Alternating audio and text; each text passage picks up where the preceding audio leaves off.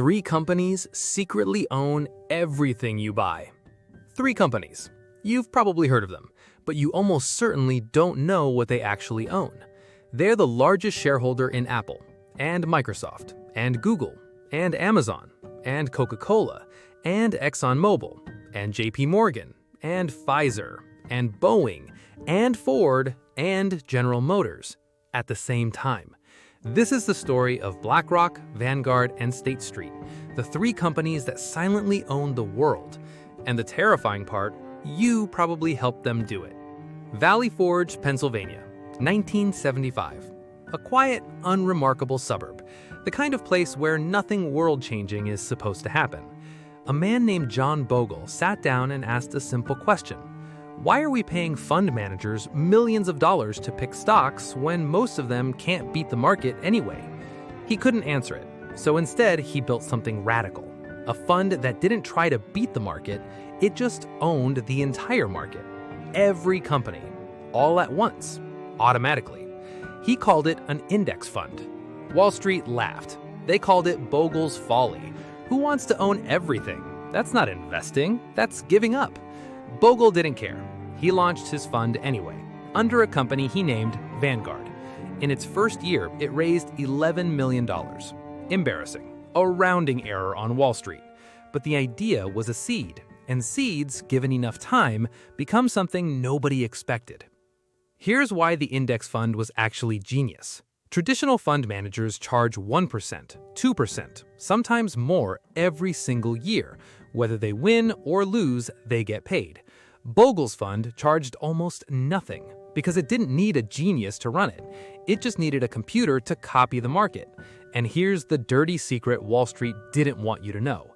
Over any 20-year period, roughly 90% of professional fund managers fail to beat the market they're trying to outperform. You were paying for expertise that statistically doesn't exist. Bogle was selling the same result at a fraction of the cost. Slowly, then all at once, the money started flowing in. Pension funds, university endowments, retirement accounts, regular people with $500 to invest. They didn't want to gamble, they just wanted to grow. And Vanguard was there, hands open, saying, "Give it to us, we'll own everything, you'll be fine." Then came BlackRock. New York City. A man named Larry Fink and 7 partners started a risk management firm from a single room with one phone line. They built something Bogle hadn't, a system called Aladdin, a software platform so sophisticated it could model the risk of any portfolio on Earth, not just stocks, bonds, real estate, currencies, commodities, all of it in real time. Today, Aladdin monitors over $21 trillion in assets for BlackRock's own funds, and for governments, and for central banks worldwide. When the 2008 financial crisis hit and the US government needed someone to untangle the wreckage of Lehman Brothers and Bear Stearns, they didn't call a bank, they called BlackRock. And then there was State Street, Boston, 1792, the third oldest bank in America, the quiet one. The one that doesn't make headlines, but the one that helped invent the ETF, the exchange-traded fund, that made it possible for anyone, anywhere, to buy a slice of the entire market for the price of a single stock. 3 companies, 3 different origins, one identical outcome. By 2024, BlackRock managed $10.5 trillion in assets, Vanguard $9.3 trillion, State Street $4.3 trillion. Together, they control over 20% of the total market capitalization in the US and own about 25% of all voting shares in corporate America. That's not a fund. That's a financial empire. Now, here's where it gets strange. Walk into a supermarket, pick up a Pepsi, put it back, grab a Coke instead. You think you made a choice. BlackRock, Vanguard, or State Street is the largest listed shareholder in 88% of S&P 500 companies. Pepsi and Coke, both, at the same time.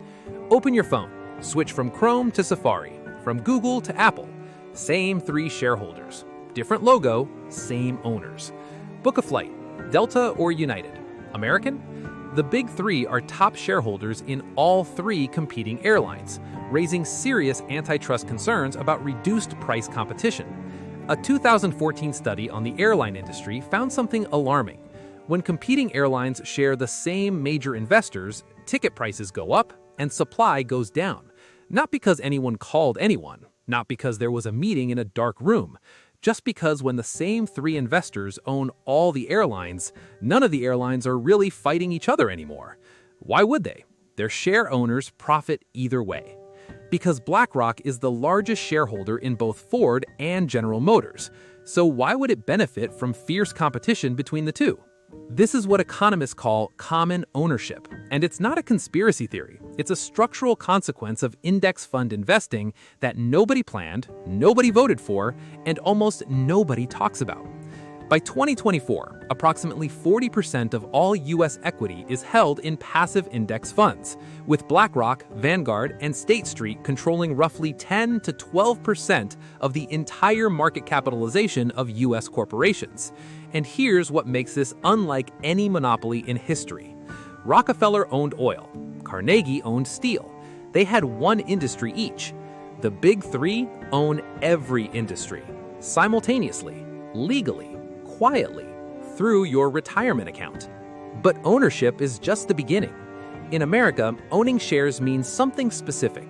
It means you get to vote on who sits on the board, on the CEO's salary, on company strategy, on mergers, acquisitions, environmental policies, diversity targets. The big three now hold roughly 25% of voting shares across corporate America.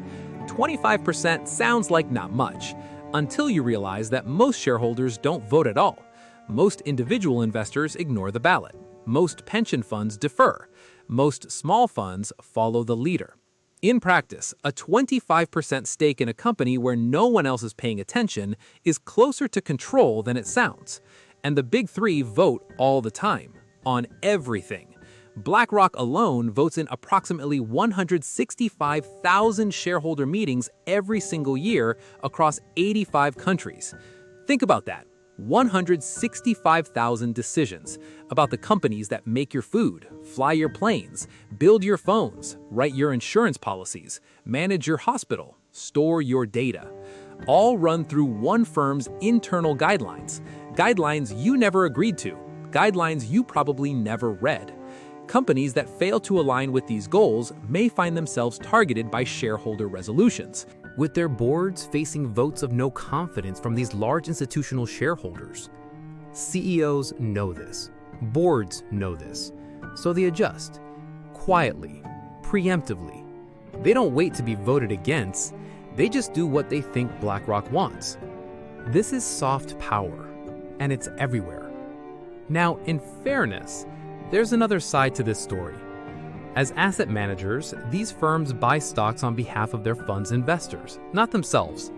BlackRock may be the one buying all the Microsoft stock, but the company doesn't actually own most of those shares. It simply manages them. You, the person with an index fund in your retirement account, technically, you are one of the beneficial owners of Apple and Microsoft and Amazon. The big three are just the middlemen. And there's a real argument that index funds democratize investing. Before Bogle, the stock market was a club. You needed a broker, expensive advice, high minimums. The index fund said, anyone can own a piece of America's economy. A teacher, a truck driver, a 22-year-old with $100. That is genuinely revolutionary. But here's the uncomfortable truth that lives in the middle. The power to vote those shares, that stays with BlackRock, with Vanguard, with State Street. Your money in, their decisions out. Their combined assets under management now stand at roughly $23 trillion, approximately equal to the entire GDP of the United States. And projections suggest that within 2 decades, the big three could own 40% of every S&P 500 company. Not 25%, 40%.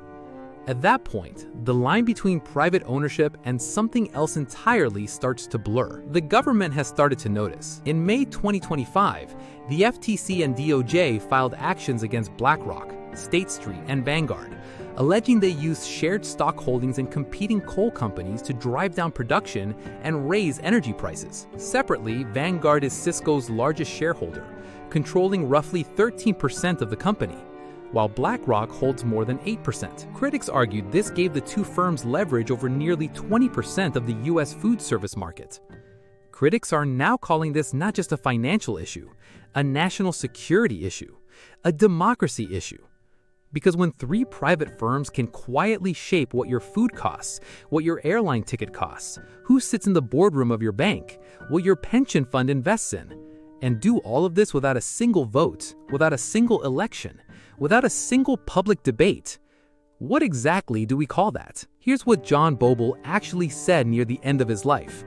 He said index funds had gone too far, that the concentration was dangerous, that nobody, including him, had imagined the system would grow this large. The man who built the machine that fed the monster warned us about the monster. He died in 2019. The funds kept growing. Today, every time you contribute to your 401k, your pension, your ISA, your superannuation, there's a reasonable chance that money flows directly into BlackRock, Vanguard, or State Street. You are not just a customer of the system. You are the fuel. The silent monopoly doesn't need to advertise, it doesn't need to lobby, though it does. It doesn't need to run for office. It just needs you to keep saving for retirement. And you will, because what's the alternative? That's the genius of it. And maybe the trap.